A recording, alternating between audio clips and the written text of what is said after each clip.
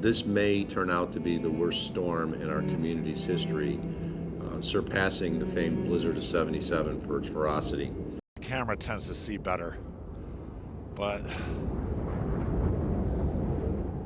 this is the worst snowstorm I've seen since the one in 1985. Before that one, I was a kid in the blizzard of '77. It was actually called a Category 4 crippling winter storm, dropping over 56 inches of snow, packing peak gusts of 79 miles an hour in Lackawanna, New York. Overall, the December 22 North American winter storm caused nearly $9 billion in damages and claimed 106 lives, 47 of them in Buffalo. For my part, it was one of the worst storms I've ever seen. This may turn out to be the worst storm in our community's history, surpassing the famed blizzard of '77 for its ferocity.